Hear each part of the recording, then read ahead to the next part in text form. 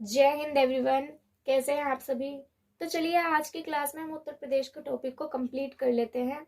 ये second video होगी और इस वीडियो में अपना उत्तर प्रदेश कंप्लीट कर लेंगे। इससे पहले कि जो मैंने वीडियो बनाई थी उसमें इसका आधा पार्ट मैंने समझा दिया था और हम इसे आगे देखते हैं।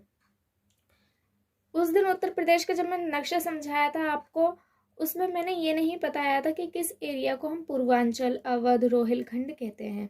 उत्तर प्रदेश के कुछ एरिया हैं जिन्हें अलग अलग नामों से जाना जाता है। जैसे कि इस एरिया में आ जाते हैं तो इसे बोलते हैं हम पूर्वांचल। इतने एरिया को हम बोलेंगे पूर्वांचल। इसके नीचे इस एरिया को बोलेंगे हम बघेलखंड। इधर बराबर में इसे बोलेंगे हम बुंदेलखंड। और ये एरिया आ जाता है हमारा अवध, जो ये अयोध्या मंदिर और ये सरयू नदी होकर गुजरती है, जिसे घाघरा नदी कह देते हैं। ये कहाँ से आती है, किस एरिया से आती है, इधर से होते हुए ये अवध का एरिया पड़ता है।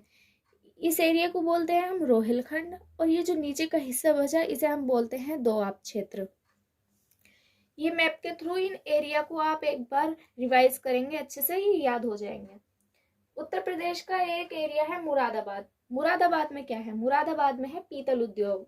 अगर पीतल नगरी के नाम से आपसे कोई प्रश्न पूछा जाए तो वो प्रश्न है मुरादाबाद को लेकर। उत्तर प्रदेश खास तौर पर किसी स्टेट के बारे में हम कोई टॉपिक पढ़ते हैं, उसकी छोटी छोटी चीजें पढ़ते हैं तो वो उसके अपने स्टेट के एग्जाम में महत्वपूर्ण हो जाते हैं। यदि आप पेट का एग्जाम या फिर उत्तर प्रदेश का और भी कोई एग्जाम देने जा रहे हैं तो वहां पर उत्तर प्रदेश की ज्योग्राफी के बारे में, उत्तर प्रदेश के शहरों के बारे में पूछता है। आगरा, आगरा को आप जानते ही हैं, ताजमहल है यहाँ पर आगरा में पागल खाना भी है। और एक अलीगढ़ जगह है, अलीगढ़ में क्या है, अलीगढ़ मुस्लिम यूनिवर्सिटी। आपने सुना होगा अलीगढ़ मुस्लिम यूनिवर्सिटी के बारे में, एक केंद्रीय यूनिवर्सिटी है। और ये किसने बनवाई थी, इसमें योगदान किसका रहा था अलीगढ़ मुस्लिम यूनिवर्सिटी को खोलने में, शुरू करने में? सर सैयद अहमद खान का।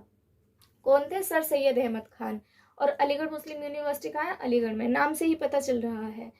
एक जगह है कन्नौज, उत्तर प्रदेश में। कन्नौज जो है, इतिहास से इसका संबंध है। यहाँ पर हुआ था त्रिपक्षीय संघर्ष।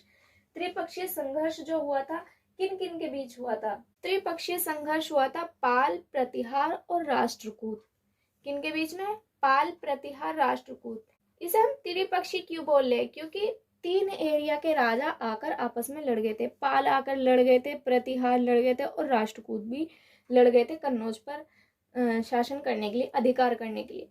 कन्नौज के राजा कौन थे अगर हम देखें तो कन्नौज के राजा थे राजा हर्षवर्धन। मौर्य साम्राज्य, गुप्त साम्राज्य, फिर हर्षवर्धन आए। तो हर्षवर्धन के बाद उत्तर भारत में कोई भी पूरे भारत को कंट्रोल करने वाला नहीं रहा था हर्षवर्धन के बाद। तो नीचे के जो दक्षिण वाले राज्य थे वहां के राजा, और इधर पश्चिम की ओर से, पूर्व की ओर से, इन तीनों ने मिलकर इस एरिया पर अपना अधिकार जमाने के लिए युद्ध कर दिया था, एक दूसरे से भिड़ गए थे।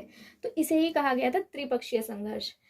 उत्तर प्रदेश की एक जगह है कानपुर। कानपुर में क्या है? कानपुर एक औद्योगिक क्षेत्र है और यहाँ पर ये चमड़ा उद्योग के लिए प्रसिद्ध है।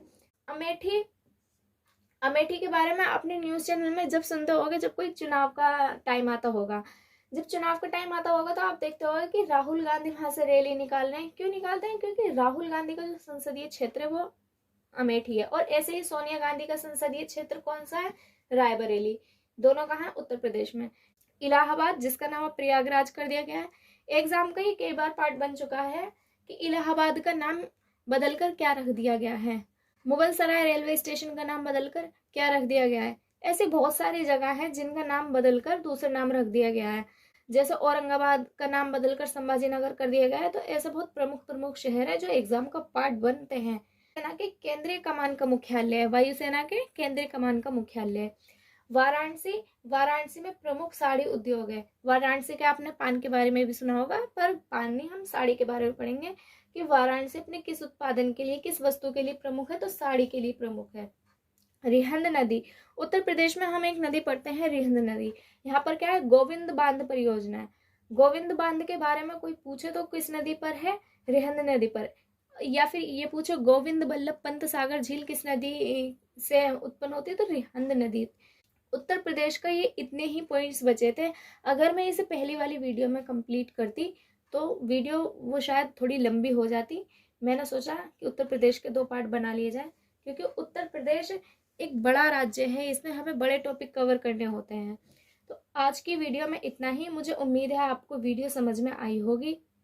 वीडियो समझ में आई है तो वीडियो को लाइक, शेयर एंड सब्सक्राइब ज़रूर करिएगा। मिलते हैं नेक्स्ट क्लास में। Thank you so much.